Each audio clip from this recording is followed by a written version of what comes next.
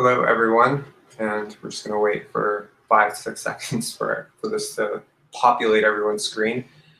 We are here with here we go. We are here with 4. I was going to say 3, and we got you last second there. Perfect. Welcome, Leslee. Yeah, I know. You know, Pacific Coast time just doesn't work with East Coast time. I'm like 10. 1 is what? It's like I'm such a Cali girl. I mean, it's just dumb. But you know, here I am. Welcome.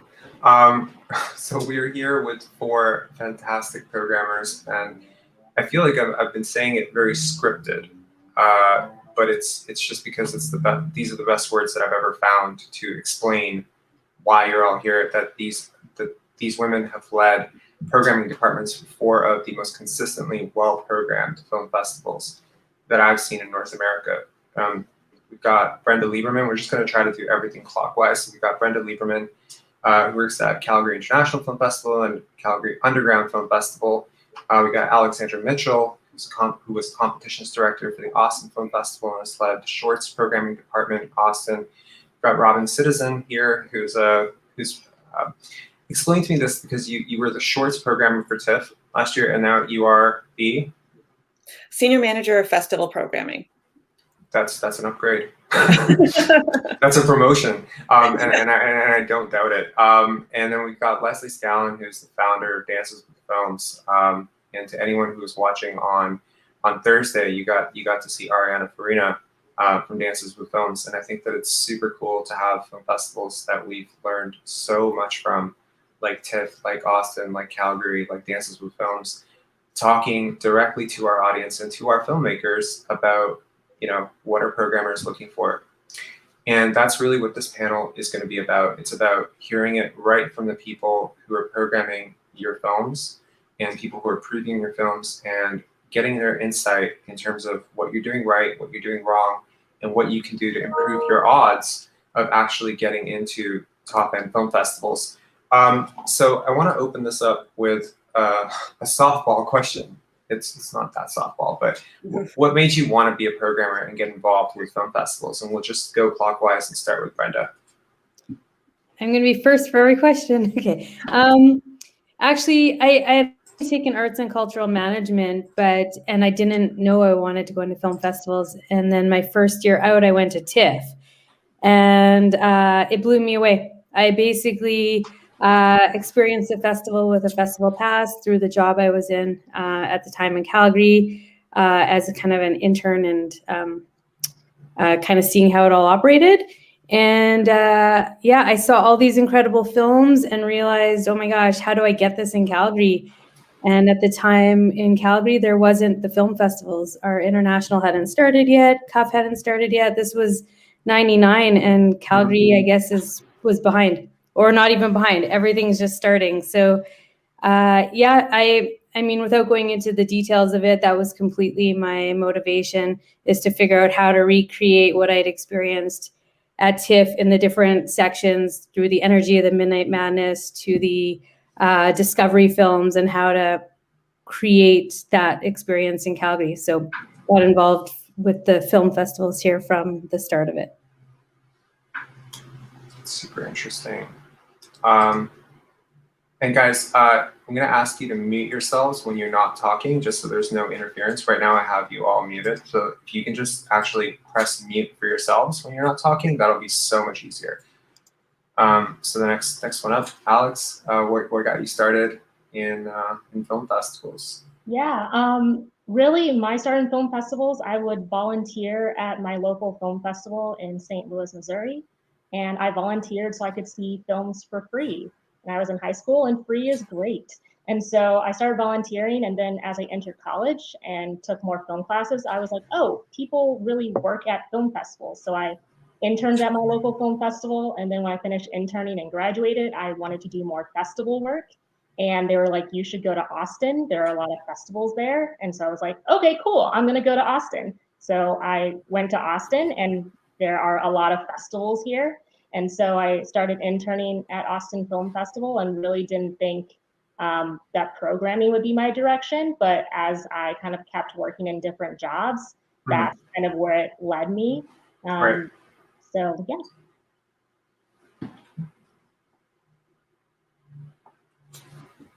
Robyn? I took a pretty circuitous route to get to programming. I started off wanting to be a professor. So I went like all the way in school in cinema studies. And I think I finished defending my dissertation in 2015. And at that point, I had been a lecturer at University of British Columbia for about 4 or 5 years. And I was teaching stuff like Korean cinema and Asian horror cinema and, film 101, Asian minimalism in film. And after I defended, I kind of knew I didn't want to be in the professoriate anymore. And so I kind of had this career pivot, and we moved to Toronto, and I wanted to apply for TIFF, and everybody was like, nobody gets in their first time they apply. So I was like, I wasn't really depending on anything or kind of banking on getting a position, but I did as a programming associate.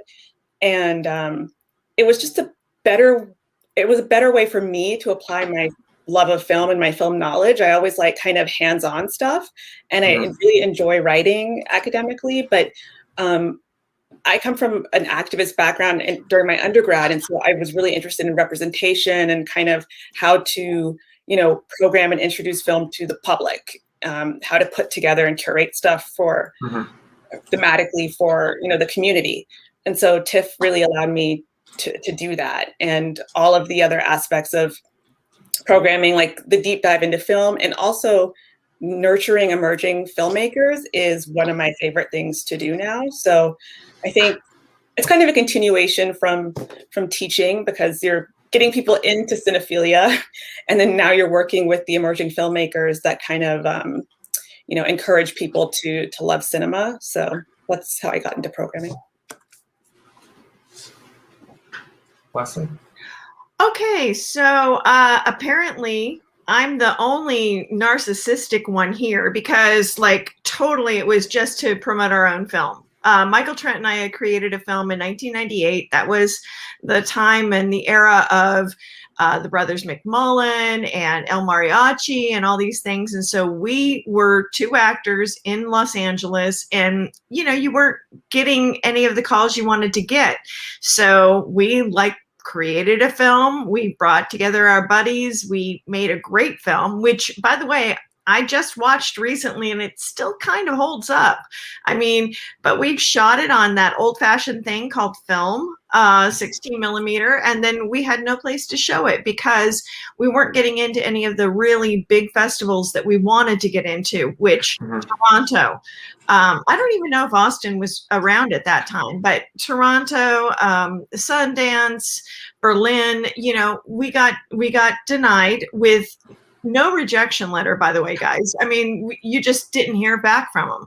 And then you saw that they announced whoever, and we decided to create Dances with Films in 1998, mostly to do our own film, to have a great screening room at Leslee, which is, by the way, reopening in about a week and a half here in Los Angeles. And thank God, they've been such a supporter of all of the independent, films through the generations. I can't even begin to tell you. But I mean, we did it solely for selfish reasons. And through the years, because we're going into year 24, I can really say is that we've met so many people like the other, my other colleagues here that truly love film. And we didn't realize that even existed at the time. So, I applaud, all of you guys who are here to help, bring up films that wouldn't necessarily be seen, and that's what we're here for, I think. Yeah, these are all of your film festivals are so different, right? And I've been to Austin, been to Dances with Films. Haven't yet made it out to Calgary. I'm gonna come if you ever select a film to be a part of. But even in general, I just want to check it out because one of our programmers actually comes from your pipeline, and she raves about it. And of course, I've been to TIFF because I'm in Toronto, and these are such different film festivals, and yet they're all championing cinema as an exhibition.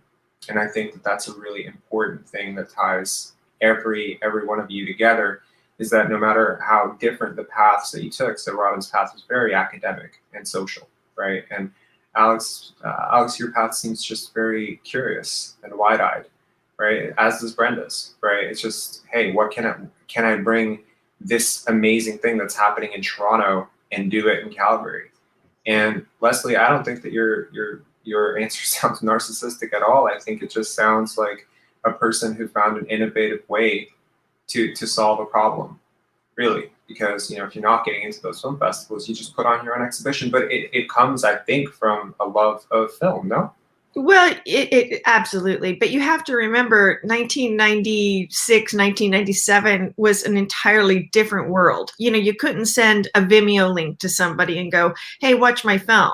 Hey, industry person, watch my film. You were trying to get them to come to the theater where they could have an experience, you know, and we still want that, right? Because we want that experience of going to the theater. But, you know, there weren't, you know, I mean, hey guys, I got VHSs in my garage. You know what I mean? I mean, who even has a VHS player? Yeah, me. I do. You do? I do too. I do too. Some videos with you then that nobody else has ever seen. It's just because there are a couple of films that I really liked that were on VHS that never ever made it to DVD, and if they'd ever made it to DVD, God knows they didn't make it to Blu-ray. So it's like every time we upgrade, we cut things out, right? And we were just having a conversation yesterday with Adam, who made Dinner in America. We were talking about a film that he made in 2012, and it was slammed by critics, but it had such a global impact on the world, right? And so there are a lot of films like that, I think, that just develop a bit of a cult underground type of following. They're just like, to be anyone's favorite film out there, even if it's 20 people, that's a massive accomplishment for a filmmaker, I think. And sometimes those films don't make it out past VHS. So I will keep my VHS player until I'm old and gray. And I will explain it to my kids and my grandkids that at one point I used to have to rewind things, and, you know, it was pretty cool. Kind of rewind. Yeah. You kind of rewind. I do miss Blockbuster. Hey, so I thought a lot about, you know, tips and, you know, about what a programmer really wants from a filmmaker. And, you know, when I was really thinking about it, because I hadn't really come up with, you know, that kind of just a straight, what do you want? You know, I know there's lots of things I could label or say, but really we want a partner. I want a partner who understands that we're here for your film, but you need to be there for your film. You know, and that's a really interesting point, because Ariana brought that up as well, right? In her workshop, that, hey, you've got to push your film out there. And, you know, it's interesting because, you know, we're a fourth-year film festival, right? And this is a much bigger issue for us than it is for any of you, right? Because, like, if a filmmaker gets into TIFF, you don't have to tell them to celebrate that. You don't have to tell them to blast it. Believe me, they will blast it. Their kids will blast it. Their friends will blast it. Every single person knows that person got into TIFF. It is an immediate badge of honor. And I think that the same thing holds true for all of your film festivals to some degree. You know, I got into Calgary International Film Festival. What's that? Okay, it's a, you know, screen qualifying film festival. It's an Oscar qualifying film festival. Holy shit, this is a big deal. My friend just made it. Let me celebrate this. But beyond that, you know, people, you know, who are just emerging and are just trying to break through, it is difficult. And for young film festivals, it's difficult to be taken seriously. And the love that people show you ultimately allows other people to come to you as well, right? And I get what you're saying with that, but that's a problem for people who don't have the $1 million budgets to promote everything, you know? I do want to ask, how has programming films influenced the way that you watch films, right? Because for those of you who maybe just submit to film festivals or just make films and have never been on the other side of it, properly programming, and this is why this panel exists, because every one of these programmers properly programs. Like they take notes. I didn't even talk to you guys about this, but I know for a fact that you do. right? You take detailed notes, you revisit, you challenge your own biases, you think about things. And I mean, I have a little bit of experience dealing with Robyn and Alex because you guys were on our jury last year. And so I've gotten a chance to just see how thoughtfully you approach films, right? So talk about that process. Like, you know, when you get used to watching a film so critically and taking, you know, perhaps 2-3 pages of detailed notes on it, how does that influence how you watch films that you're not trying to program? Or potentially, for two of you at least, how you might approach making a film based on, because that's how you program. Brenda? Yeah, that's interesting. I guess it's a couple. I mean, I wish I took a couple pages of notes because that would be great. I feel like programming has influenced how I watch films in a different way. Maybe not so much on a academic level. I find actually that because I'm programming now so much throughout the year between the two festivals, having set, there's a lot of films at both festivals that I'm programming year round and then off season that I actually find when I'm watching films now outside of programming, I'm looking for completely opposite films. I'm looking to like shut off. I'm looking at, you know, I love kind of mindless comedies that somebody might rate a 1 out of 5 at the end of the night, where I could just like tune out and look at it as a little bit of a etch-a-sketch wiping of the screeners because I need that palette change.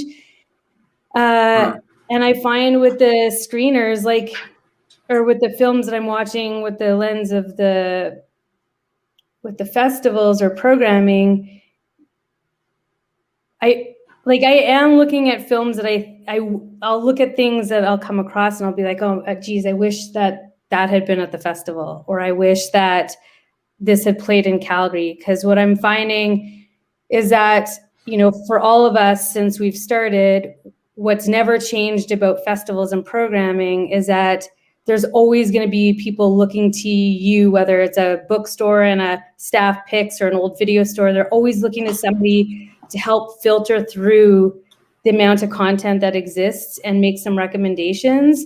And I feel like it's increasing. People still don't know how to figure out what to watch. It's like you can go flip through a Netflix. And when I see some of these festival gems that inspired us all to do what we do, buried within categories on platforms that nobody's going to figure out how to find these films. They're not going to figure out where they are. They're not going to figure out what to watch. Sometimes, I mean, I guess I find that that's where I feel like I'm still thinking about the audience when I'm even looking for films to watch for myself, because I'm trying to think about how do I make these now films known in a different way. So sometimes I'll just like, I know it's a little bit off topic, but sometimes I'll even take notes and figure out, okay, how can I tell a group of friends that these films exist somewhere else? So I think my brain is always a little bit going on the audience and programming when even I'm flipping around through Netflix or some other platform. But generally when I'm watching outside of screeners now, I'm going for completely different content. I would totally agree. And my first year programming, I had a lot of difficulty kind of separating what my programming brain was doing and what like myself as Alex, as a person in this world was consuming, and trying to figure out who I thought a programmer was and what a programmer should be watching in their spare time. And then after a while, just being like, I have so much to watch. I have so many shorts to watch every year. In my free time, I kind of just want to watch the things that I like, whether or not other people like it, whether or not I'm going to recommend it to other people. I'm known for just on a Friday night, just going home and just like having a drink and just being like, I kind of want to watch something a little dumb, just like a little fun. I just want to like laugh for a moment. And maybe it's a film I never think of again, but for that one, period of time, those 2 hours, I had a good time. And so, yeah, I really kind of try to separate, the times in which I feel like I'm truly working and watching things and trying to be really critical and analytic and really thinking about, what can a filmmaker get out of this experience? and times in which I'm like, I just want to be a person consuming in this world and just kind of want to have fun or want to hear an interesting story that I wouldn't otherwise hear. And so trying to separate those two sometimes is difficult, but sometimes it feels a little bit freeing. Yeah, me three. I think we're all on the same path here. When I'm programming for TIFF, and I also am on the board and program for like a smaller film festival with really emerging filmmakers. This is somebody's baby. Like we're just really cognizant that somebody's like did blood, sweat, and tears on this. You have to take it absolutely seriously. You can't be glib about something that somebody put so much work into. And you know, if I watch a film and I'm not, you know, sometimes you feel like you're not really in a good space to watch a certain genre, and I'll watch a film and it didn't hit me right. I'm always like, okay, I have to rewatch, or like I need somebody else to watch this. I mean, you just can't, you can't treat somebody's artwork in like a careless way. But conversely, when I'm on my free time and I'm watching films, I'm at a place in my life as well where I'm like, if it doesn't capture me in 20, I walk away. And I very much used to be the type of person that was like a finisher no matter what. You know, I started a movie, I'm going to finish it. I'm not enjoying it, but I can't not finish it. But now I'm like, you know, life is short. I'm not feeling this movie. I'm going to try something else. Or I will kind of do a deep dive into my comfort films, particularly during the pandemic. And, you know, being in the academic world, in a film festival world, it can be very canon. It can be very highbrow sometimes. And that's great. I can enjoy a highbrow European art film. But if you ask me the film I've seen the most amount of times, it is like this 1970s sea-level giallo, like not even an Argento, that is just a trashy film about the 7 deadly sins. I've watched it about 300 times. And that is just my palate cleanser. And so I think you need that before you kind of watch a film for your daily job and take it so seriously. I would be so exhausted if that's the way I consumed all of film. Because at the end of the day, film is an artwork and entertainment. And you don't want to be in that serious headspace 24/7. Well, I think the ladies before me have said it all, really.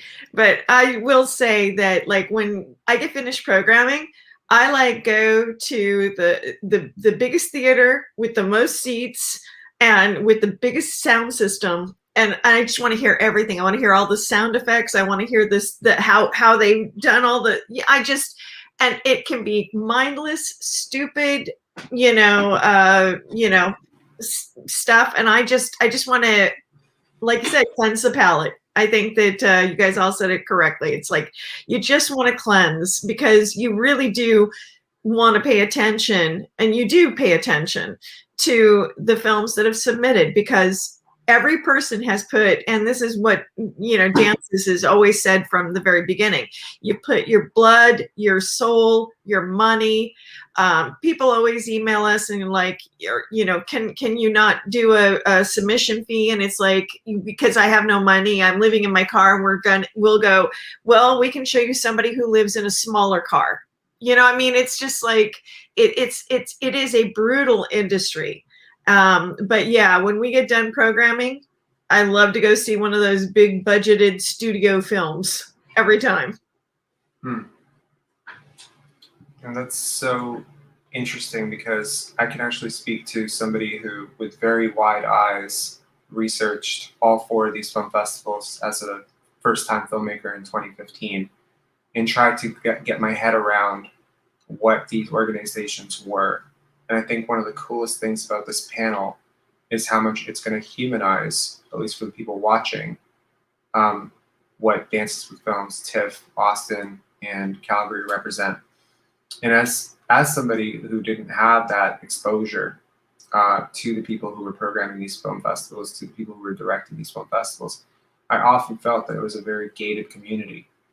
I felt like there was gatekeepers there, and there was like a level you had to be at, and nobody wanted to help you up. And the more I meet people who work at great film festivals, I've been proven wrong. Every single time I have met someone they are championing emerging filmmakers. They're trying to connect with filmmakers. They're trying to help filmmakers. Well, if you don't mind me interrupting, Sure. I'm going to say we have these tremendous panels with tremendous, I mean, high-level industry people. You know, Mark Ordesky's on our board. That's Lord of the Rings, you know, New Line, Ruth Vitale, who is part of the Citizens Brigade.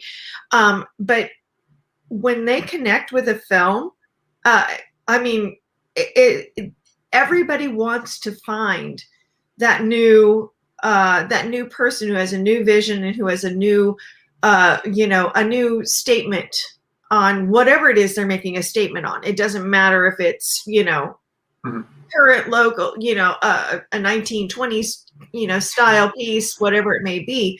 But I find, and I didn't know this when I, you know, first got into the industry, I didn't realize that, you know, we all really do want to help. But we don't know to help if you don't ask.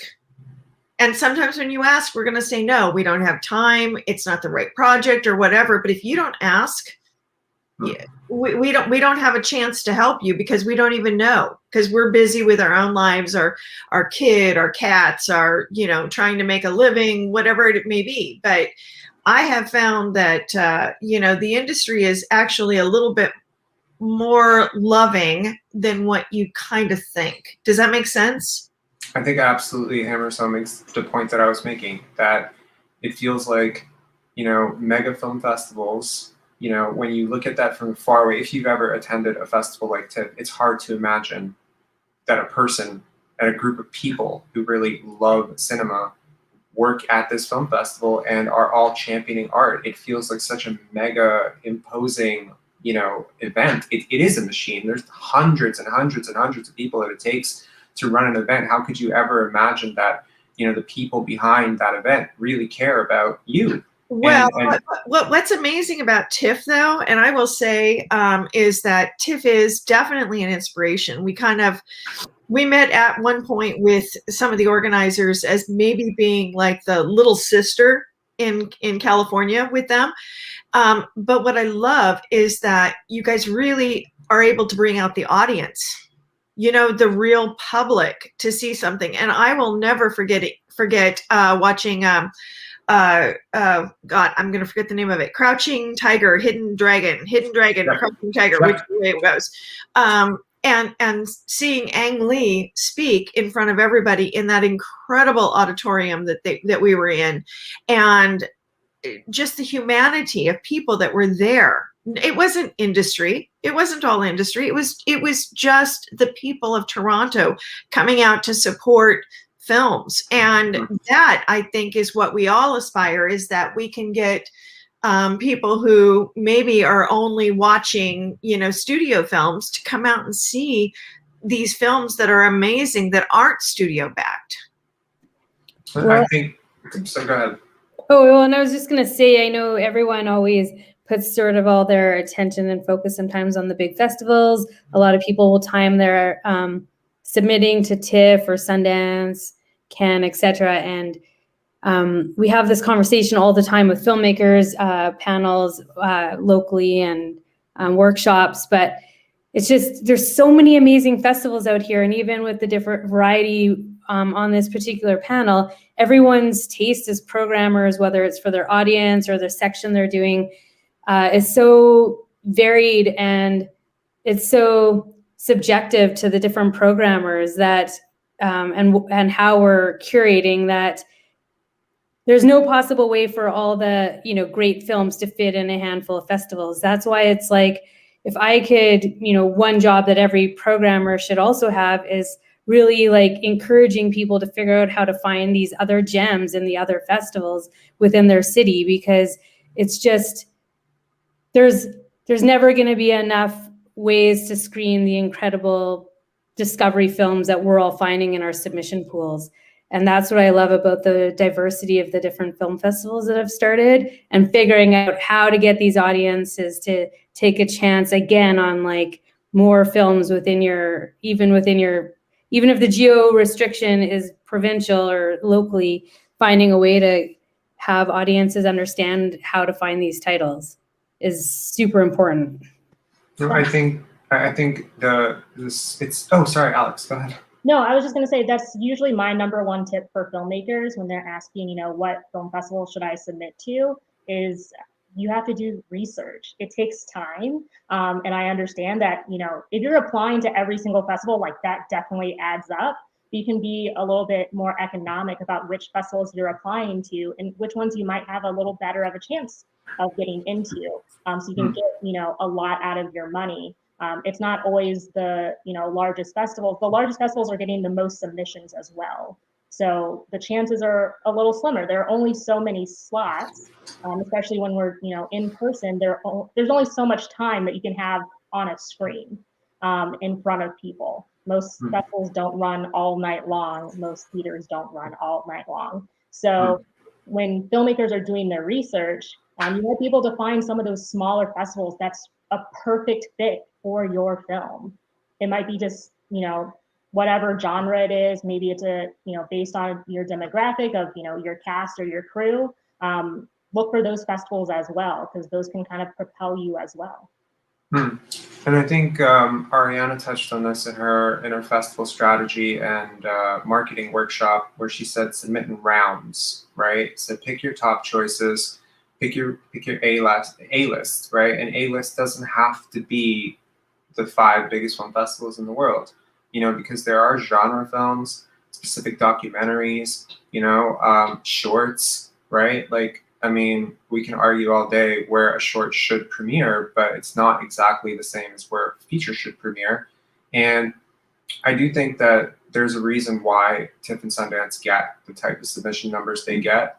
I think, Robyn, you could probably say that a lot of your submissions are probably wedding videos. Some of them. Have you seen a couple of wedding videos? No? Oh my God. Because I was talking to a Sundance programmer 3 years ago, and she said you'd be surprised how many people submit like home videos to our. It's their bar mitzvahs. Oh, that too. We get bar mitzvahs all the time. Oh my God. Okay. Well, maybe those videos do not make it up to you, but my God, I mean, they do exist because people realize, and people are not stupid, they do realize what an official selection at TIFF could mean in terms of value added back, right? And I do, I don't want to get too off topic, but I think that this is kind of where the topic has gone of, like, where should you go with your film at first, and I think there's a very pragmatic case to be made that there are certain festivals out there that can give you so much value for that premiere. From press, publicity, every one of these things costs money. And some festivals have it, and some festivals have to scrap for it really hard. I think festivals exist to give filmmakers a chance to meet their audience. Can't really do that when you have 4 people in the audience in a very meaningful way. You can do that a little bit more when you have 400 or 500 people, right? I think festivals exist to give a filmmaker legitimacy, like to be something on their resume, because there's so many of us out here as filmmakers, and having official selection at blank film festival that I definitely know that means something. That's a door opener for grants. That's a door opener for conversations that they can have with producers. How do you approach a producer and say, oh, I just made a short film? Yeah, so what? That's like 5,000 people a day make a short film. I just made a short film that got into Awesome Film Festival, or I just made a short film that got into TIFF. There is a credibility ad there. So before, does anyone want to add anything to that? No? Yeah, because we get asked this question a lot, and I think I'm not going to go into festival strategy in depth, but I think people are really concerned if I go to this other film festival that's outside of the perception of the top 3 or something, then will anybody see my film? But I think the reality is that all of our programmers go to other film festivals. A lot of our programmers program for other film festivals. And so we do have and I'm sure everybody's the same, we have eyes and ears in many different places and different regions and lots of festivals. So I think it is important for filmmakers to maybe save some of your festival submission money for one kind of top tier festival or bigger festival. But honestly, if you go to a small festival and they're like, I love this movie, we will hear about it. I have friends that work at other festivals, they'll tell us, and then it's kind of informal. Sometimes it can be formal. We remember that person's name and we track it. So if like if your film shows up in our submissions like the next year or something, I'm like, oh, I remember, I think this was the same person that did that film that my friend really liked, that they programmed at their festival. Like, this is a filmmaker to watch. I think there's, you know, maybe too much anxiety around, I'm going to spend my festival submission money on these smaller festivals and it's not going to, you know, pay me back or give me the bang for my buck. And I think, no, people will see your film and word will get back. If you have a great film, like, we're going to hear about it and we're going to watch what you do. For me, I'm going to say that one of the important aspects, and it sounds like most of you guys have all volunteered at festivals. I mean, volunteer. Get to know other filmmakers, because I think that that's one of the key things that Dances with Films has come out with, is that, like, oh my God, I loved your film. I loved your film. Attend, watch everybody else's film, you know, communicate with them. And then the next thing I know, oh my God, you know, I, you know, so-and-so and I met at your festival and we were at Florida, we were here, we were there, you know, and this community starts happening. And I get so many submissions from people who have met at the festival and have created their next film together, because nothing stops a filmmaker. I mean, we are dyed in the wool going to, I don't even know what that phrase means, but you know, we make it happen, you know, whether or not we have money. And the other thing, to tie on to what Robyn was saying, is she was talking about, like, you know, submitting, and that you only have so many, you know, dollars to submit. So many people don't even think about that after, you know, the marketing dollars that they're going to need. We always suggest have a publicist, you know, have your marketing dollars to be able to submit to whatever it is, to create your, you know, your cards, your whatever, you know, stuff. And filmmakers don't remember that, because you're just so intent on getting your product slash message out, you know, that you really need to think about the fact that you're going to need those after dollars there. And what are you going to do? Go to your dentist and say, can you donate another $1,000 to my film? No, that makes sense. And I mean, I think what we're talking about here is that film is, in a way, an intersection of art and commerce, right? In some meaningful way. And so we've been talking a little bit about commerce. Well, it is called show business. The show comes first, though, right? Business. Yeah. Just saying. So let's take a break from the one side of it and shift over to the art side of it, and talk about a question that I had, which was, what do you feel, from having watched so many submissions I cannot even imagine over the years, what is one thing that you feel that filmmakers get wrong in the script stage of their films? Brenda? Yeah, I was trying to think about this question in advance, and I wish I had a good answer for it. I feel like maybe it's a little different with shorts and features, but I find, especially for a lot of emerging new filmmakers, I find a lot just try to cover too many plot points in the film for both their level of experience and ability to execute it properly. So I feel like it's sometimes just starting out a bit too much in what they can accomplish. So probably that, and well, some people might disagree with this, but some people, like, maybe some people take on too many jobs. So they'll write the script. They'll plan to be a lead in their own script. Yes, some people could do it really well. So don't get me wrong. But some people, like, they've got this ambitious script. They also want to put themselves in it, and then they want to do every role. So I think sometimes it's just biting off a little bit more than maybe they can handle for the project. So that and runtime would be my only other thing. And I don't know, you know, again, that's figuring out how to tighten the script. You know, it's so interesting that you said that, because there's a short that we programmed where it's a guy, and honestly, when I looked at the submission, I was like, oh, this is going to be the worst 27-minute short of my life, because it was written by, directed by, edited by, sound designed by, and starring the same guy. And you look at the guy's age, and he's 22. Blew my mind. He actually pulled it off. Like from 2 minutes in, you were like, I'm in the hands of something special here. So it was crazy, but I completely agree that it's so difficult, because you have no, it's like a feedback loop, right? And there's no one to correct you when you're going on the wrong path, and you know, you're editing your own work, so yeah, it becomes a little bit self-obsessive. Yeah, there's always going to be films that, of course, like length, all sorts of the different elements that might come up in this conversation don't apply. Somebody could be just amazing at what they've done, but that's.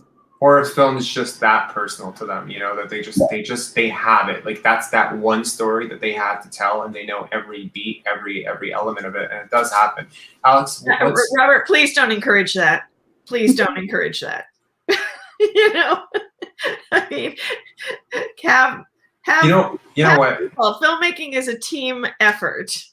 Okay, honestly, if you're listening to me on this panel, you're already way off base. You should not be listening to anything I'm saying. I'm basically here as a commoner perspective on, so Alex, what do you think most, or at least what's one thing that you think filmmakers get wrong in the script stage? Yeah, that's a really difficult question. And at Austin Film Festival, we have a large script competition. So for us, everything starts at the script, and we're always looking at scripts as well. And I think, it's been kind of commented on, but editing happens in post. Editing also happens with the scripts. And I think, you also, when you write a script, you got to show it to other people as well. You got to get feedback from other people. You shouldn't wait until your film is almost done to show it to people. You should start with the story. Does the story make sense? There's some films that I see that I'm like, this is a great concept, but there's something in the script stage that wasn't taken care of. So it's not making as much sense as I would like it to, but it has potential, and the filmmaking is there, but the script just wasn't as solid as it needed to be. It probably needed a couple more edits. So really, focus on that editing stage of the script as well. But what would you say to somebody who like says, yeah, I showed my script to my best friend, my mom, my dad, my grandma's friends, entire yacht club. They all loved it, because there was something I was listening to with John Truby, and I follow this guy as a writing guru. He wrote my screenwriting Bible, and he said 99% of people cannot give you feedback or will not give you feedback. They are either incapable or unwilling to tell you the truth, right? Or they frankly, they don't have the technical ability to break down a script and actually tell you what's wrong with it. They can tell you, I like it, but what the hell does that mean? They can't give you critical feedback. So how important would you say is it to seek out people who can actually do that for you? That's really important. I think everyone needs like an honest friend. Everyone needs an honest person who's going to give them feedback. And sometimes that's, I guess, going back to festivals, it's meeting other people at festivals and building that relationship and sharing scripts. There are people that I was interning with at festivals who were now in writers groups. That's how we started our writers group, and that's who we share our scripts with. And we get fairly technical with the script writing stage, but that's kind of what we all needed at that time. So it's not always your best friend or your family member who's going to give you the best advice. Sometimes it's someone who's not directly connected to you, or maybe a little bit distanced from you, but someone who is going to be honest, maybe not always brutally honest if that's not something that you need at that time, but sometimes it is kind of being brutally honest and really taking that criticism and working through it. Yeah. Robyn? Yeah, this is a hard question. I think there's a divide for me between shorts and features. So shorts, because they tend to start like in medias res, whereas like we're in the middle of things, it really is a slice of life. What I see is there's been this turn towards more elliptical screenplays where, you know, there's less closure, which is something that can be done very well. And you don't need closure to enjoy a film. Like, not everything needs to be tied up in a bow. But what I see for short films is that too much is left open and unexplained. And it's more, you can't tell the difference is if it's lazy screenwriting or if this was the intent of the author to leave things wide open, because there still has to be an arc. There still needs to be, like, the character needs to be in a different place at the end. The narrative needs to have done something. And I think in the past 10 years, I've seen like this, you know, like, we're going to leave it to be an open enigma, which sounds really good. But if I don't know why we dropped into that person's life at this moment in time, then I'm not sure what your film accomplished. And for features, I can't say there's one thing, but I did intern at a production company when I was in school. And I read a script that was made into a movie by a top director. I'm not going to say the name, but the script was one of the best scripts I'd ever read in my life. Just hands down, amazing script. I was so excited to see this film be made. And when it was made, the movie was really middling. So, I mean, you can have a really amazing script and the way it's interpreted, and I couldn't pinpoint anything that was left out of the script or like added to the film, but it just didn't work on film. So there's some type of alchemy that happens there that you can't always tell just by like a really tight script if it's going to translate well. So it's hard to kind of zero in on one aspect because film's like a multimedia medium. But the other thing I would say, more important to me than script, is what I see with a lot of emerging or beginning filmmakers is that they skimp on actors. So like a really good performer, a very good cast, even if like your production, you know, values and the money you have to make your film is extremely low, I would say never scrimp on your performers. Get the best actor that you can afford, because a good performance can cover up for a multitude of other sins. Like, I've enjoyed films that have been made on shoestring budgets, but the lead performer is selling everything that's happening, so you don't notice. And I think that's maybe like when you have your friends act in your film or the filmmakers acting in their film. If the filmmaker is a really solid performer, then that's great. But if you're trying to save money by having your filmmaker act in the film, I think you're doing your film a really big disservice, because a performer really does make up for a lot of other flaws and shortcomings that exist in any film. For me, I think they covered a lot of really great points, but underdeveloped, which is like I think all of them said, you know, you've got to get somebody to look at your film at the script level, who you respect and that you can like take their criticism, and it isn't going to be your mom. Okay, so that, and the thing that just kills me is sound. People's sound, it's like, come on, guys. It's probably the toughest part of the actual physical part of filmmaking is to get your sound right. So your actors sound right. So everybody's in sync. So, and then work through it through your sound design. I mean, I have seen so many films, shorts, features, docs, because I watch them all ultimately. You know, that just, you know, you're using the production sound. It doesn't work that way, guys. You've got to take it all the way. You got to go all the way to the finish line. You can't stop at the you know, 10 feet or 20 feet before the finish line. So.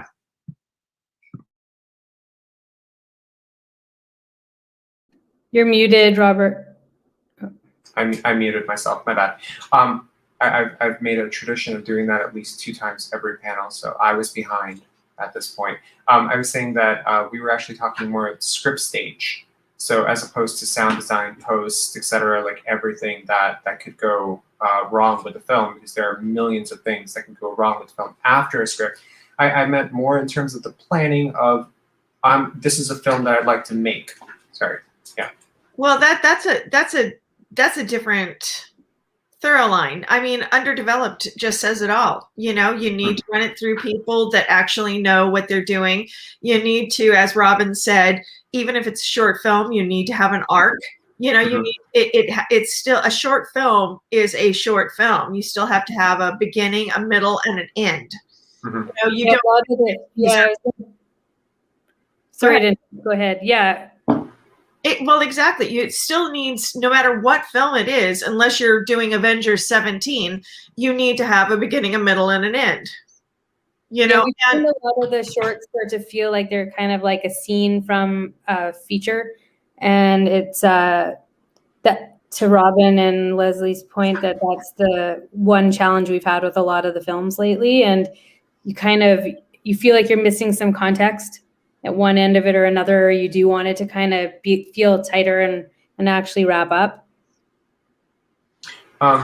Yeah. But again, Robert, as a programmer, we're watching films that they're submitting. And so I'm going to say sound and sound design is always lacking, you know?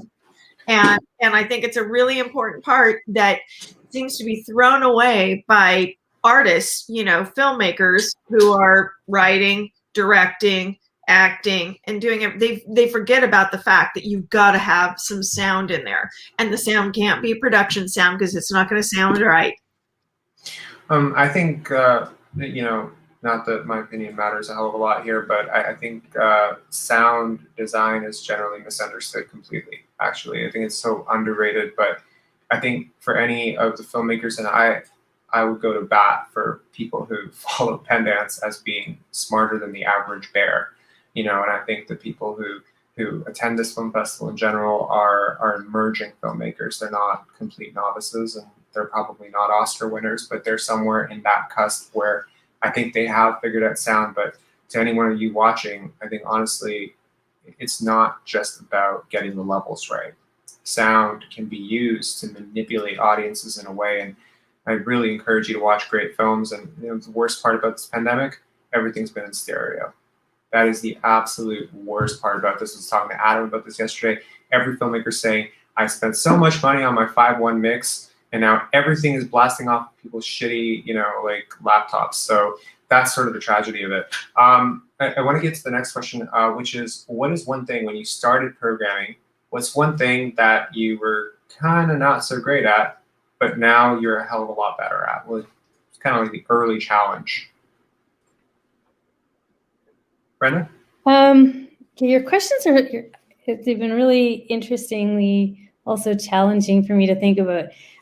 So when I started programming, and I feel like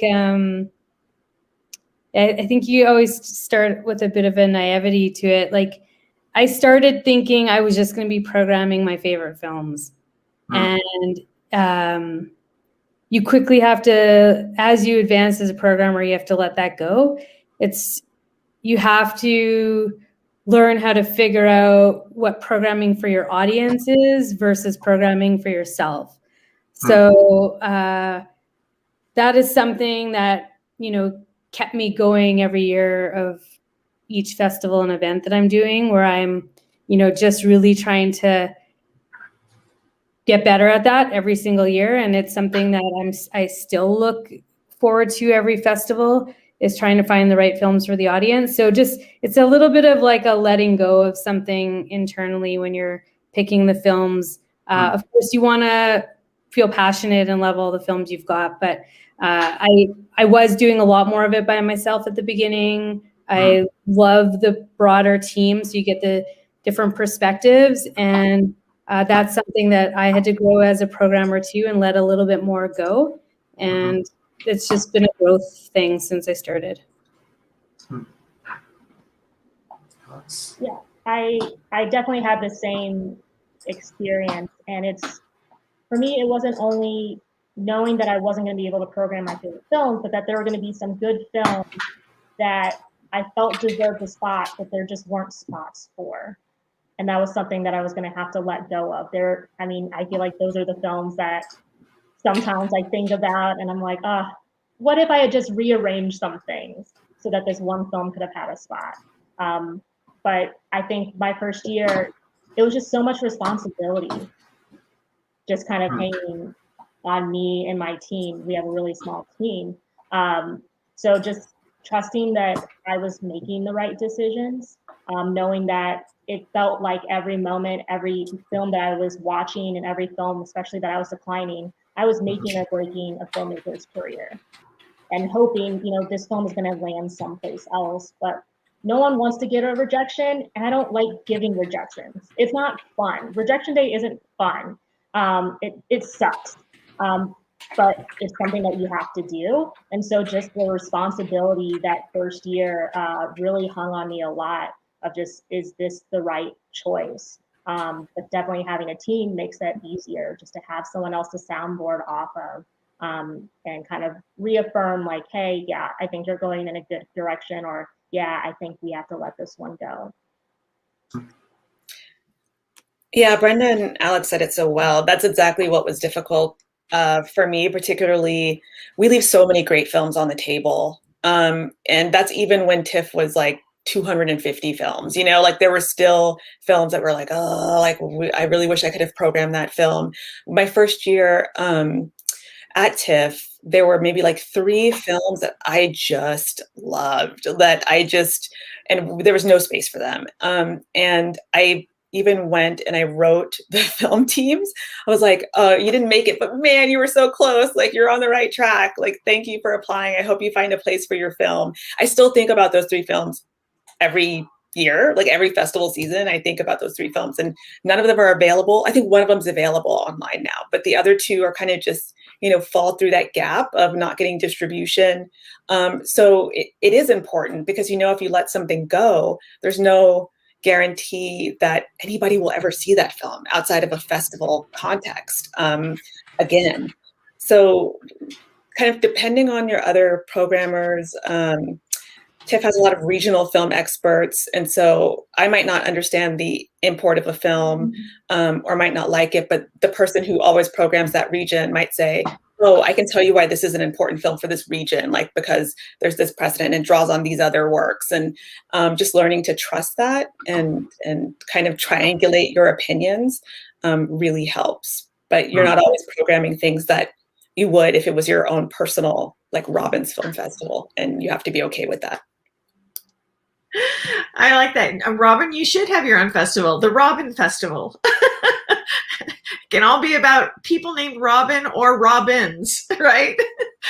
I mean, we've had such, starting this up in 1998, we came from such a really weird time where there were so few film festivals. And I mean, like literally, we were trying to put together a board, and Michael Trent, who is my co-founder and partner in this, he was working with a company that had an office next to, I'm going to forget his name again. John was on was on Ray Donovan. John, John, come on, Robert, you've got to remember John. Well, anyway. Do you think because I had a VHS player that I remember everything, right? Yeah, I do. Jesus. Nope. Ray Donovan, John, older guy, won an Oscar for it, has won an Oscar, Midnight Cowboy, can't think of his last name though. But anyway, so Michael went to them. John Boyd. Oh, there you go. Midnight Cowboy. That was the So Michael went over to them and said, would John consider being on our board of directors? Which we didn't even have a board of directors. We didn't care about a board of directors. We were starting the Unknown Film Festival, right? And they were like, what are you guys doing? A film festival without stars? Is this going to be all porn? And we were like, no, there are films out there that have really great people. It's not about porn.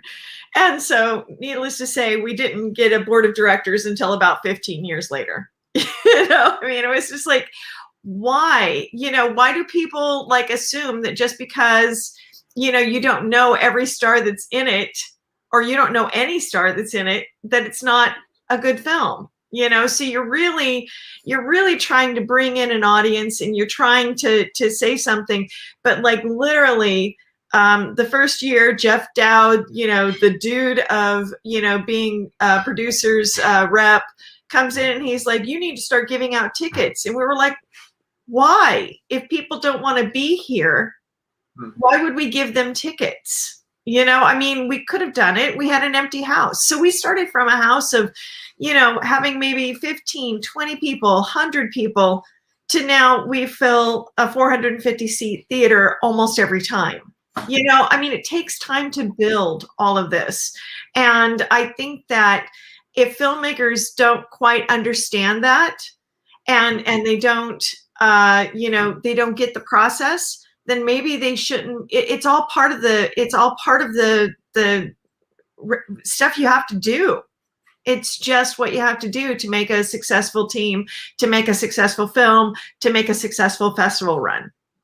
I totally get that. I think this next question is going to be a little less open-ended and probably can be answered rather quickly. Should filmmakers aim to reach out to you directly and try to initiate some sort of relationship with you? I'm gonna say no. I don't know. We just get, depending on the festival, you could get thousands of submissions, and that's we get inundated with emails on submissions that we can't get through them all and answer them all properly. And I think, and I wish I could, but I appreciate certain people follow up and say, hey, this is what's changed with my film since I submitted, stuff like that. I don't mind. But or if it was a referral, like, hey, just flagging that this has been submitted. But outside of that, I don't know. I wouldn't recommend it too much, or it's just going to be harder on the programmers to get through their emails properly and give you, the right response. I'll speak specifically for Austin Film Festival. Sure. We respond to emails. We respond to all the emails that come through. Usually it's a little more difficult to respond to emails, a month out from everyone finding out whether or not they're going to get programmed or not. But at the same time, I don't think email is necessarily the best place for you to be trying to make a connection and introducing yourself when I'm getting hundreds of emails a day from other filmmakers that are all kind of laid out the same, that all kind of have the same introduction, that you're telling me about your film. I don't mind responding to all of them. That's perfectly fine. But in my brain, it's hard for me to differentiate them. It's a lot easier when I meet filmmakers, out at events, when I meet filmmakers at festivals, and then you follow up with an email, or you connect with me on some other, way. I talk to a lot of schools and I talk to a lot of students. I always give out my business card and I always ask them to email me, and none of them ever do. But that one student who does email me, yeah, I'd love to have a connection with you. You're just starting out and you're just trying to figure it out. So I think also goes when people are offering to connect with you, connect with them. That also goes a long way. That's exactly, I totally agree with Alex. So, and Brenda, that I don't think you could kind of try to reach out to programmers at TIFF, but, don't necessarily expect to get a response just because of the volume of emails we get from filmmakers. But absolutely, if we're at a networking event or if I'm at a panel and I see you, this was kind of pre-COVID, right? When you could meet people in a regular way, but even on Zoom, like I've done a few Zoom talks and panels at like universities. And just like Alex said, I always give out my email. And I'm like, if you have any questions, just let me know. And people rarely kind of take you up on it in ways that you expect that they would. And I think that follow-up is always going to be 100 times more effective than cold emailing somebody, which you also don't know how that comes off. And it might not actually help you help your film's case. So I would say if, your film festival is ever hosting a panel or an industry talk or the industry conference or some type of get together, come to that. And then you will see programmers kind of milling around and talking to people. And we're so happy when you follow up, because if you're a filmmaker whose project sounded interesting, we want to track that. Like we want to send you through our pipeline and nurture your talent and then be able to program your films one day. I mean, that's kind of the core of our job. Okay, dances is a little different than that because we are huge on our communication with filmmakers. You know, so yes, you should reach out. Doesn't mean you're going to get the answer that you want, but yes, you should reach out. It means you're involved in your project. It means that you're, you know, you're invested in your project. And so we have a very heavy communication schedule, which does tax, you know, our office a lot.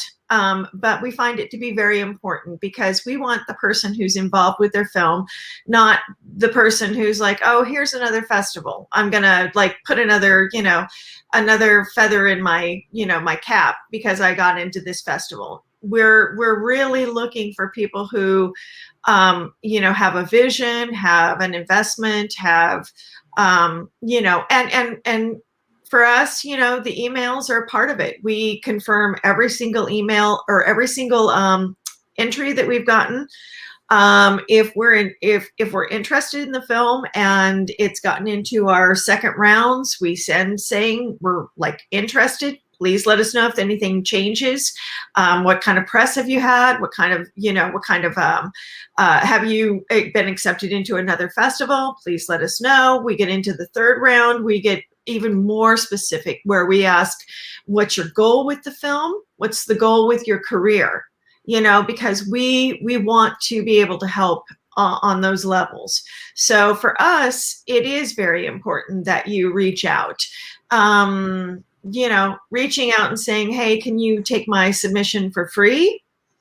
That's okay too, but we're going to say no because we don't do, I mean, we treat everybody the same, but you should, I think you should do reach out because how else do you know, especially we always used to do pre-pandemic, a Meet the Programmers monthly social here in Los Angeles, but we're not in every city. So it's kind of hard to do it in every city. And filmmakers are from all around the world now, you know, so it's interesting, you know, in this time and period. I was also going to add that without dragging it too further, but the point in which people reach out to different festivals to should be, I mean, something that we think about. If we send out invitations, whether it's an individual or a group, like there's also the stage of communication. And I would say that most definitely, at least for us, we love hearing back from filmmakers when we've accepted their film. Like that to me is cool. Respond, say if you're excited or thank you or something, some sort of level of communication from the filmmaking team, I think would be fantastic. And then to follow up with that on the rejections, like communication could come in different ways at different stages. And with the rejections, you know, I also don't mind when we get emails back afterwards saying, you know, thanks for taking the time to watch my film. I'm sorry I didn't make it in. Like nice emails, you know, I love to when people feel like they've understood the process and they handle things cool. So we'll respond on any kind of email that comes in on anything to do with how your submission has or hasn't made it into the festival, except for people who get really mean. Oh, and they do. Can we just say that really quickly? Can we say, yeah, don't be mean to us? I mean, we work so hard. We work hundreds and hundreds, thousands of hours. And you as a filmmaker, we totally understand that you've also worked hundreds and hundreds and thousands of hours. But if we didn't like your film or we chose to pass on your film, please don't send us some scathing thing about like, oh, you just don't understand it. You know, I mean, it's like, give us a break. We are trying our best to do what's best for our audience and our people. And for you to do that, I can tell you, I have an actual list. Never look at a film from this filmmaker. I have an actual list. It's not huge. but there's enough of them that I had to make a list. Yeah, and just to really quickly piggyback off that, and I don't get this often by any means, but you never know what happened behind the scenes. That is the reason for your film not being there. I watched this one film that I was a huge champion of at another film festival that I was programming for. And I mean, I was pitching that film into the day that we had to actually decide on the invitations, and the film didn't get in, like it was a consensus programming. And the filmmaker responded with like a really quite snippy, unprofessional email to me. And so not knowing that, like there was a couple people really going to bat for that film, and he was upset at the people that were doing so. Well, and you had been their champion, and they don't even know it. No, and that's the exact thing. You never know the reason that your film didn't make it. Your film could be good and there was no space. Your film could be like a topic that's already overrepresented in the selection. And it's just not professional in like any industry to send that type of email. So it's not professional here either. Hey, Robyn, can you, sorry, I'm taking your place, Robert. Can you overrepresented in that space? Can you explain that to filmmakers? Because I think that that's something filmmakers don't realize. You can only have so many action, whatever films, but can you explain that? Well, yeah, I mean, we take many kind of overlapping themes in our selection, but, I can only speak for TIFF. There's always an abundance of coming of age films. There's always an abundance, and the coming of age films tend to be like, when it's about a woman protagonist, it's about her sexuality. When it's about a male protagonist, it's about violence. And so we get many of those films, and we judge them on their own merits for sure. But if we have like 5 great coming of age films, the chances that your like 6th coming of age film, even if it's very good, getting in just becomes less likely, because those are themes that are already explored by almost any emerging filmmaker, just by virtue that they can sometimes be cheaper to make, or these are very personal stories that often come from our own experience. So, I think there's a certain level of strategy that you need to apply sometimes as well, which is not to say don't tell your story, but if this happens this year to be the same kind of thread that everybody else is on, I mean, that might be the reason the competition might have been really fierce, which is to say, submit your comedies, because people submit very few comedies to film festivals. You'd be surprised. And we're always looking for really quality comedies. Agreed. Hey, how many of you guys have had COVID films? But I mean, I think, to speak to that, art is so often a reflection of society and those collective consciousness. So if we are seeing a lot of films about leaving the planet right now, or, holding up or isolation, that's because these are the feelings that people are having and exploring. And sometimes it becomes a little bit difficult because it's obviously going to mean that in 2022 or 2021, you're going to have a lot of features that are going to be about that topic. So, you should make things about, I think you should make films about things that are personal to you and things that actually matter to you. But what do you do when what's personal and what matters to people suddenly becomes the same thing? Like everyone suddenly cares. Like I mean, everything that happened in 2016, with the election, like how many films came out of that feeling, right? Because that's really what artists are supposed to be doing, right? They're supposed to be feeling things. So I do want to get to I think this question, can be pretty fast. Give me one thing that a film can do to earn an immediate rejection from you. Like, what is one thing that a film can do? We have a bunch of audience questions as well, and I'm mindful of the fact that Brenda said you had to leave in 15 minutes. So I do want to, maybe I'll just skip my own questions, and we'll get to some audience questions because I do feel bad because we have a bunch. So what's one thing that a film can do outside of copyright infringement and musical rights and stuff that, not clearing Bon Jovi? Like, what's one thing that a film can do? Just hard no. I mean, honestly, I think it just comes down to guidelines. A lot of films don't pay attention to guidelines when they apply. And, what guideline might be that we don't show a film that's already available online publicly. And yeah, we might make an exception if we love it so much and it's only had a limited number of views and might be hard to find. But I would say that maybe just double checking. I don't have anything else other than maybe double checking the rules when applying to the festivals, just so you don't waste your money if that might make you an automatic rejection. I agree. That's kind of it. Anything that is going to get disqualified, I guess, content-wise. I mean, anything that's offensive, I don't super care for. I mean, that means a lot of different things. Kind of depends in context, but I'm still a person in the world, and so if I'm watching something and I'm already offended by it, probably not going to get programmed. Yeah, I agree with Brenda. I mean, it's just really if you violate one of our guidelines, if it's a short film, but it's like 60 minutes, you know, that'll be an immediate rejection. Otherwise, we're going to give your film a fair shake, as long as you adhere to those. Did I mention bad sound? Yeah, that's great. When I'm looking at something, I'm thinking of it on this huge screen. I'm thinking of what it's going to look like. I'm thinking of what it's going to sound like. And, you know, if just those factors aren't there, then I'm going to pass on. In fact, I did 2 years ago, passed on one I really, really enjoyed. But it was so diffused, it was so underlit that I knew it wouldn't play well in a theater, you know, but I really liked the film, you know. We have a question here from Eliza. What makes you truly notice a movie and want to show it to the audience? Do we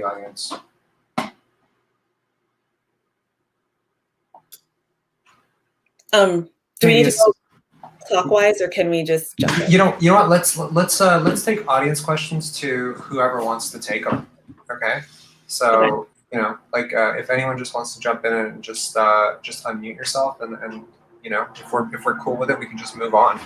Because I think a lot of people are going to say similar things about this. And sorry, a plane is flying by over here. Yeah. There's a lot of things, Eliza. So there's not.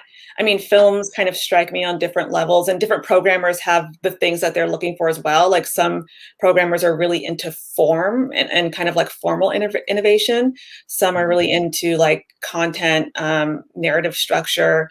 I think for me, it's any combination of those. I like films that I personally like when a film takes a very cliched concept or a theme and does something really interesting with it, because I'm a genre person. And so I do respect the repetition you get in genre, like, you know, kind of what to expect. But if you can surprise me and where you're going with that, I'm going to love it. That's going to be a film that's going to entertain me, and not make it so that you're surprising. It's a twist, not a gimmick. You know, like, I don't want your gimmicky innovation. I want like your really authentic, heartfelt, the story is going to go a different way because I've actually thought it through. Yep. There was a film like that last night. Yep. I totally, my heart can't beat unless you tell it to. Just using stillness to tell the story that is so action packed and violent. And it's just, there was a distinction there, and it was twisty on the horror genre. It was super cool. Does anyone have anything else to add? We have a ton of questions here, so I can move through them. If everyone's satisfied with letting Robyn speak for you on that one. Yeah? Yeah? Okay, awesome. With one word, what do each of your festivals look for in a movie? I like this one word restriction. It's never worked, by the way. Everyone adds an and, a but, something. So if we go 4 for 4 on this, like, wow. Unknown. Unknown. That's you just repeated the same word twice and failed. Okay, so I did 2 words. Sorry, guys. Okay. Story. Oh my God, yay. Story of everything, I love it. Brenda? Yeah, that's tough. Oh, she used 3 words. Well, That's how people fail. Filler.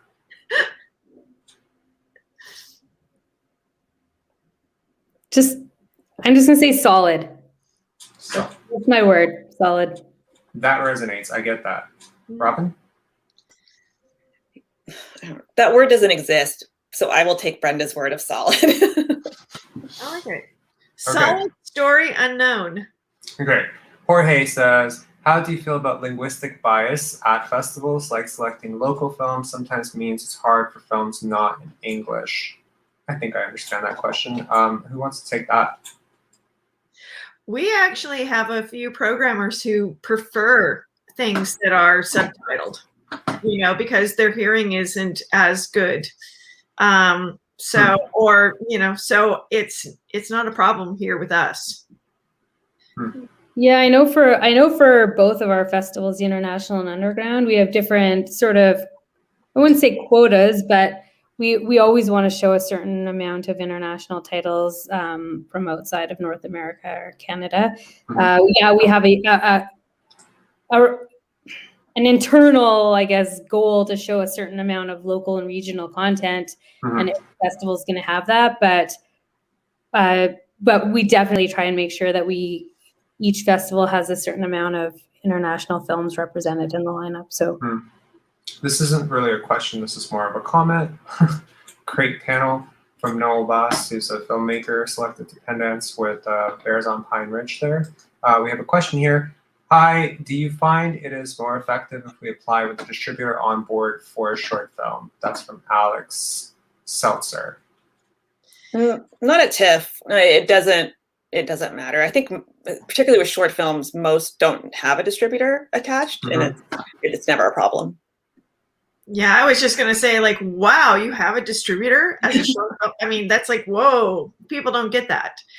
And I really do hope that short films, because, I am definitely the lead programmer on our short films here at Dances. And, there should be a bigger, better outlet for them.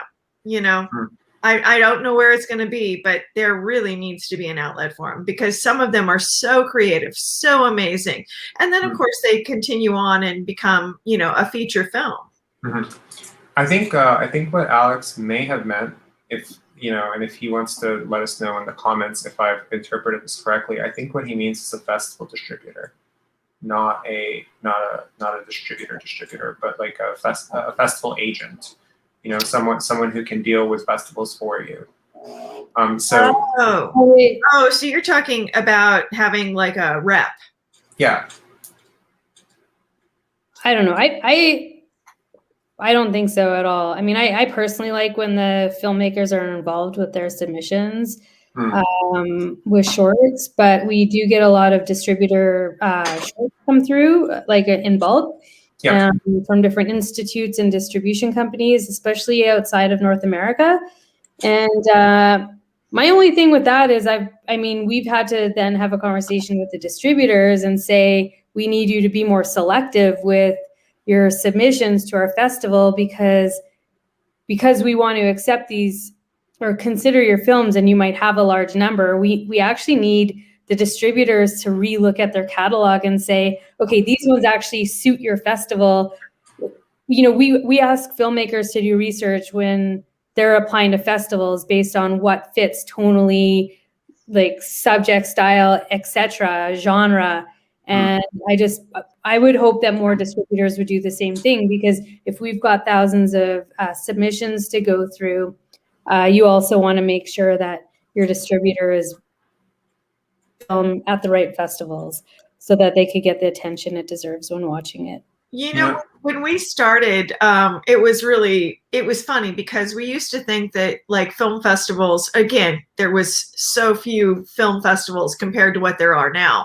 But we used to be like, what did they do? Did they just throw it on the stairway, and like whatever came down happened? That's the one you chose, was the one that landed at the bottom. And, but when you have somebody who has looked at your film, and there's some really legitimate people out there who are doing this, when they look at that film and they've recommended it to you, you do tend to go, oh, hey, I know this guy. I know he represents quality product. you kind of go, okay, I'm going to look at that one for sure. I'm going to make sure it crosses my plate, not screener number 7. So it's not a bad thing to have somebody attached to it, but it depends on whether or not you're paying them money and if the money is worth it. I would also say, kind of after films are selected, if you have a film distributor, just make sure they're communicative. It's really easy for me to get in contact with a writer of a film. They're usually easy to contact and talk back and forth. Sometimes it's very frustrating when it's an agency who's representing all these films to try to get in contact and get what you need for the festival. Absolutely. I think, just in my opinion, agency becomes a barrier to access between, and I don't mean for TIFF, like I'm just going to leave TIFF out of this because it's not a barrier for access for TIFF. And it's not a barrier to access for a lot of bigger film festivals, but for smaller film festivals, because I'm the only person here who can actually speak for 4th, 5th, 3rd-year film festivals, it becomes a barrier because you know that if you were dealing with the filmmaker directly, that they would get to see your shining personality and how much you care. But when you deal through a festival distributor, the information never really gets through because it's always going through a funnel, which is the distributor, and the distributor saying, it's not really that big a deal. You're just going to submit your materials. And you never really get to interact with the filmmaker. We've had very different experiences on both sides, and I'm not going to lie to you and tell you that we haven't used festival distributors. There's no way in hell that we've programmed the films that we have over the first 4 years. We have no business programming films this good as a young film festival. And obviously that has been because we have really strong partnerships with distribution, festival distribution companies. But for Alex, I mean, he's responded here. Okay, yeah. So I think that's it's an interesting thing, and I think every distributor, I think, owes it to their clients to curate their catalog so that they do not piss off. Well, Robert, if you think about it, it's a system of because we've seen our fair share of really bad films, whether it be short, doc, features, whatever it may be, is that this is all kind of a level of like, finding the right stuff. So if you're finding a distributor is not working with you or not giving you, what you need or not giving you access to the filmmaker, I'm not sure why you would work with that distributor. Personally, I mean, we don't work with distributors. We don't at all. Everybody submits to us. They submit through things. We don't take any, buckets of things from any different distribution company. So everybody who is in Dances with Films, who submits to Dances with Films, wants to be in Dances with Films.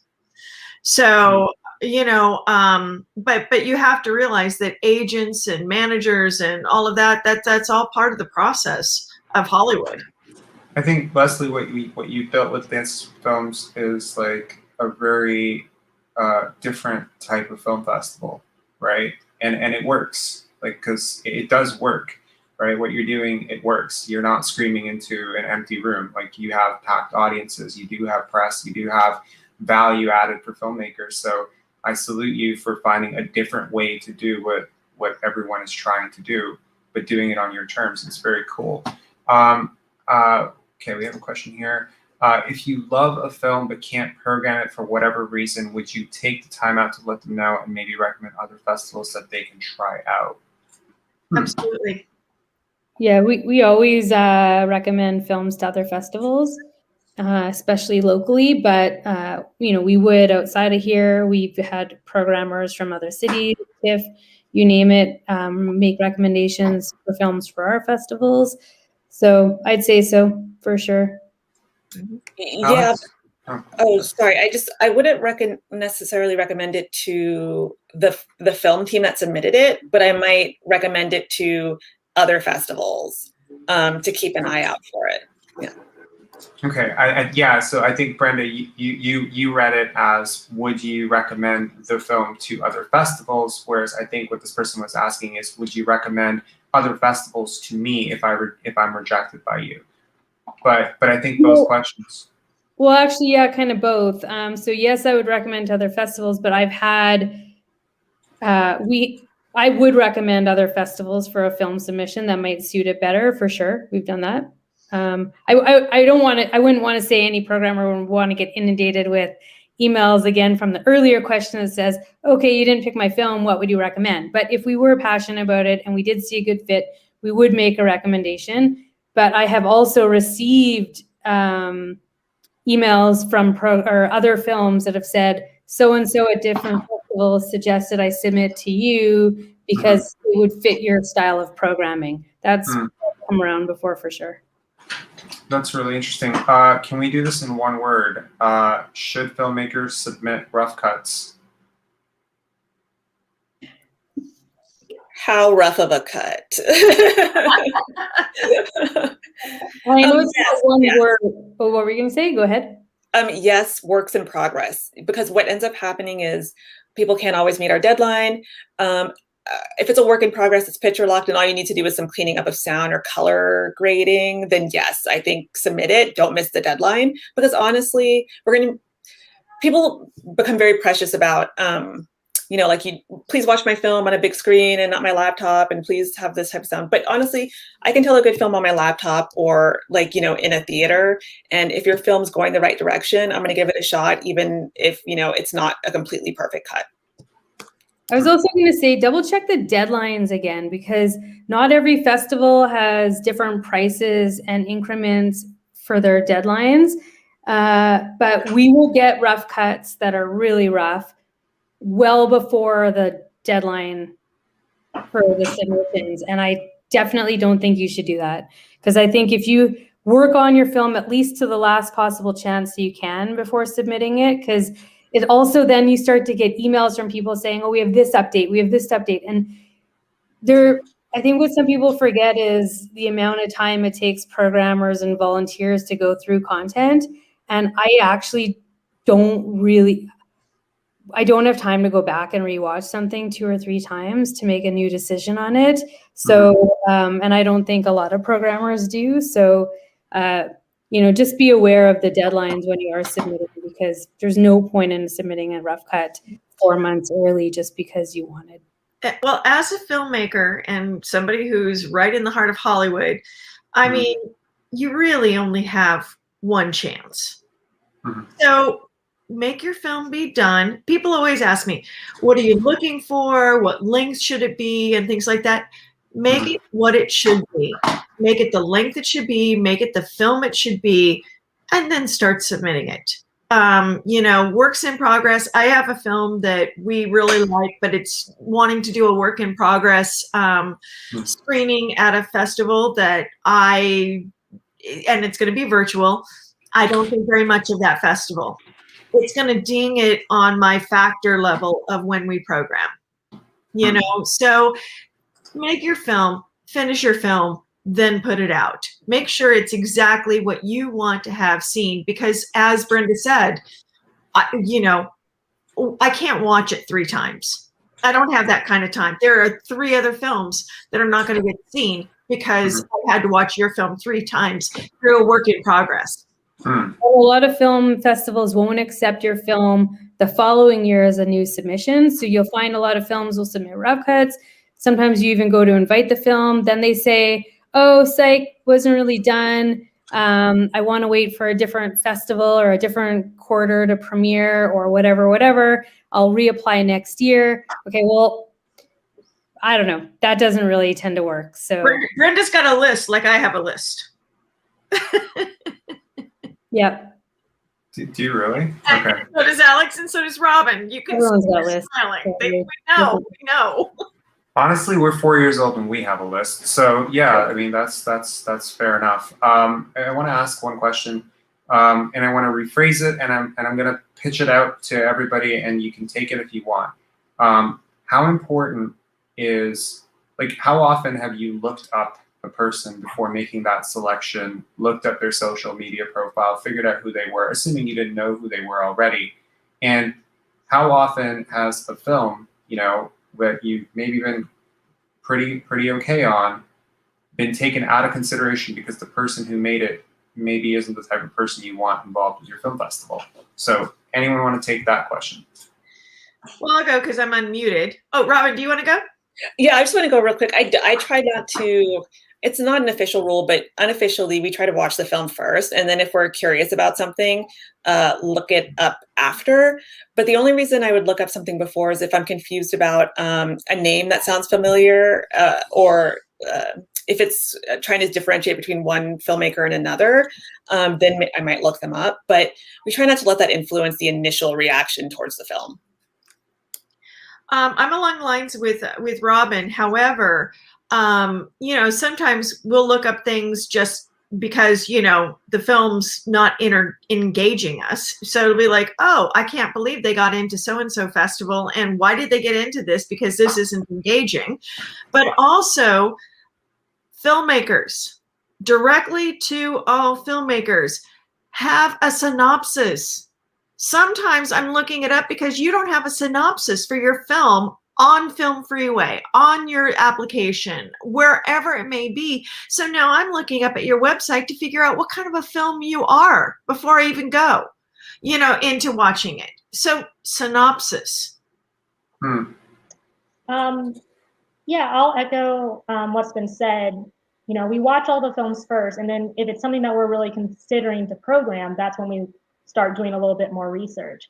And we also have a writers conference, and there's a whole indie filmmaking track of it. So sometimes I'm also just looking up the filmmaker to see, you know, have they talked on a panel before? If it's a film that I think people would be interested in hearing more about, we might want to put them on our conference as well. And if you talked on a panel, then, you know, you might get kind of moved up that list to be invited for, you know, that opportunity or other opportunities. It's kind of just looking at the holistic of the filmmaker, and then also just seeing, like, are you a first-time filmmaker? Have you, you know, been through this before? Have you played at a lot of festivals before? Kind of what is your experience, to see also what can we offer you? Right. I think that's great. And we've run out of time, unfortunately. I think anyone who watched this got so much out of it, but I think maybe more than anything, what ties all this together is how much people behind film festivals care about film and know about film, and how much heart goes into that. And I hope that this has helped people very pragmatically just pick up on a few tidbits and a few tips and things. But I think that it also hopefully has maybe philosophically reoriented you towards re-understanding the people who are actually behind these film festivals. And you know. Well, just really quickly, I want to say I'm really honored to be on the panel with all of you lovely people. It's been tremendous, but also just to say, we wouldn't be here if we didn't have a passion for film, showing film, and being film. I mean, we're looking at it at all aspects. You have a VHS machine, for God's sakes. I do. Yeah, and I just I would just say, as my final word to the filmmakers, is just be resilient, and don't think it's we get a lot of emails that say, what could I have done better? How can I have made my film better? Why didn't they're looking for this magic answer or response from programmers about what to do about why they didn't get in or with their film. And like people have witnessed even here, there's different programmers, different festivals, different mandates, different genres. I'd say don't be hard on yourself. You're going to have to apply to a lot to get in, and it's just the way it goes. And you're going to connect to different programmers and different festivals. And so it's going to be hard to get a solid, answer for why you didn't make it into a certain film with that particular title that you submit, or into that festival with that particular submission that you applied with. So it's just kind of just trying to be tough. Absolutely. There's one final little comment here. Robyn, where can people read your work? Wow, really? I have a chapter in the Routledge Handbook to Cult Cinema. It's on Asian cult cinema. And I have a chapter about Get Out in the book Get Out, Political Horror. And I'm currently writing a chapter on Angel Heart, which is I'm living my best life, because that's one of my favorite films. So that'll be out maybe at the end of the year. That's super cool, and I'm actually going to check those out because I was ironically going to ask you where I could read one of your dissertation papers. Like I think you'd written something about. I was Googling it when I was researching you actually, and I came across it and it said, "Please request the right to read this." And I was like, then she's going to see that I really want to read it, so I'll just ask her and see. Yeah. All right. I'm happy to give you a PDF if you really want to read somebody's dissertation. Yeah. You know what? I'm totally down. I'm totally down. I'm so fascinated by how you see things because last year we had a film that was selected to our short films showcase, and you championed for it, and I had to re-examine what the hell I was thinking because I liked it a lot, but I didn't see it maybe the way you saw it, and it forced me to rethink things. So I think there's such a subjectivity to programming, but at the same time, it's not to say that someone's opinion is absolute, but there's definitely a more informed opinion. And I think that all programmers out there, if there are programmers listening, I think that you should aspire to be broader in your spectrum and your influences so that you can understand different genres and see what they're trying to hammer at, and not just outright reject the film because it doesn't match a very narrow perspective.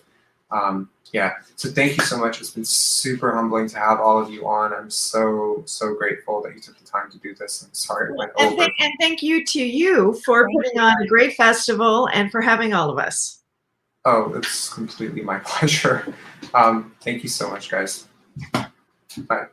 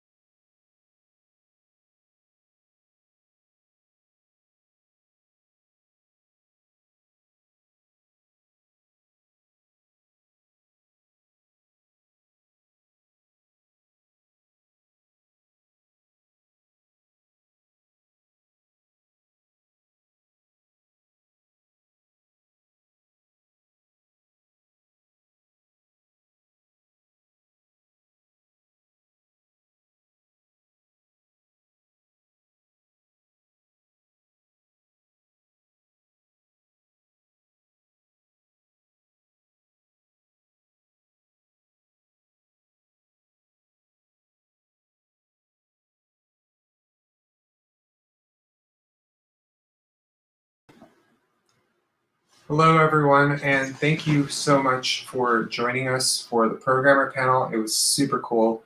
I hope you will join us again at 4 p.m. We will have Mark Grasso on, acclaimed Canadian filmmaker Mark Grasso, and he's absolutely amazing, and he's going to be teaching you a lot of things about how he makes films. So join us then, and talk to you later. Bye.